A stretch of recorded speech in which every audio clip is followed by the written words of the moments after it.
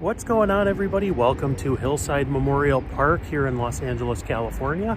Today I'm going to show you the final resting place, and this is the most impressive final resting place and gravesite I've ever seen in my life.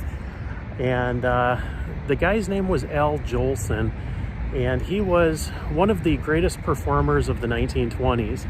He was the star of The Jazz Singer, which was the first talking picture, I believe. But I'll tell you a little bit more, and I'll take you down to see the grave. Now, first off, Hillside Memorial Park is a very, very large cemetery here in Los Angeles, and there's a lot of very famous people laid to rest here. And I'm going to take you through in some future videos and show you some of the other people here. But for right now, we're going to talk about Jolson.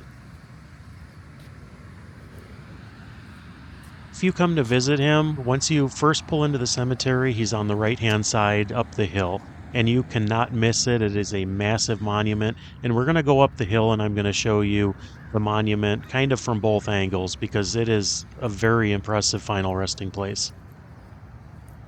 Now, if you're not familiar with who Jolson was, he was, at the time in the 1920s, he was one of the most famous and highest paid entertainers in the United States.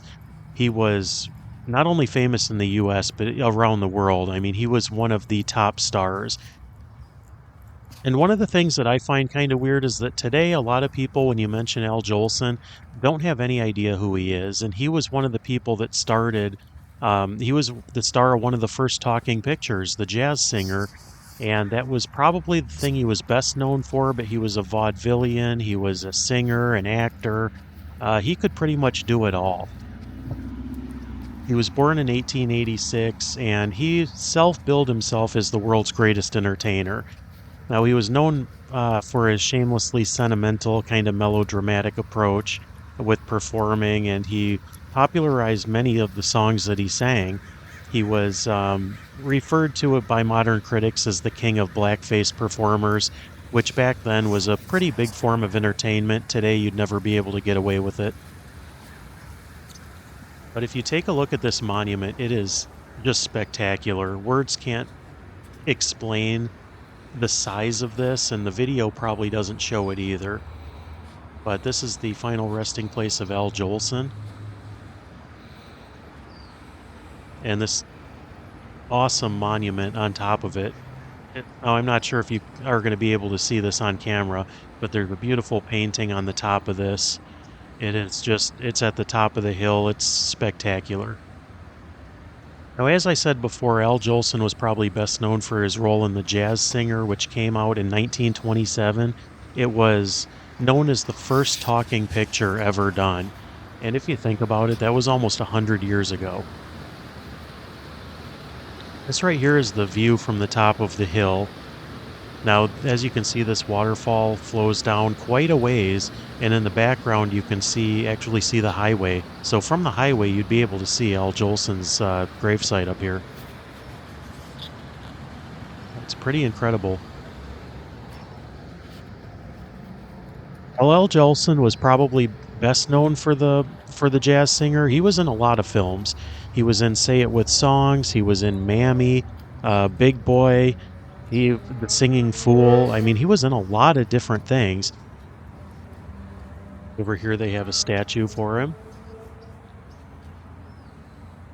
If you can think of somebody with a more impressive monument, please let me know in the comments. But we're going to take a look from another angle now. One of the other things about Jolson is that after the attack on Pearl Harbor in December 1941, Jolson was the first star to entertain the troops overseas during World War II, and he continued that, and he made a lot of trips over during the Korean War to entertain the troops, and he was one of the most, one of the most active people in going over there to, help maintain morale and all that. He actually traveled to Korea at his own expense, drove himself around, and he performed 42 shows in only 16 days. Now, after he came back, he was tired, and 10 days after returning from Korea, he agreed to meet with RKO producers about starring in something called Stars and Stripes Forever. Well, Jolson was he had kind of overexerted himself with all this travel, and only 2 weeks after signing the contract, he was playing cards in his suite at the St. Francis Hotel in San Francisco, and he had a massive heart attack. This was on October 23rd, 1950, and he passed away there on the spot. It's said that his last words were said to be, "Oh, I'm going." He was only 64 years old. Once his wife found out the news, she was told by phone she went into shock and required family members to stay with her. Now, at the funeral, there was about 20,000 people that showed up, and it became one of the biggest funerals in show business history. Bob Hope, who also spent a lot of time entertaining the troops, was there, and I mean, it was quite an ordeal. This is the Sweet Singer of Israel. Just a beautiful place here. And like I said, if you come and visit here at Hillside Memorial Park, you can't miss it. It's at the top of the hill. It's the biggest monument here. And I mean, there's so many interesting people laid to rest here. And like I said, I'm going to be doing multiple videos from this location, show you a lot of other people, and try to do kind of an overall celebrity grave tour here so you can see a lot more of the people that are laid to rest here. But this is the final resting place of the legendary jazz singer star Al Jolson.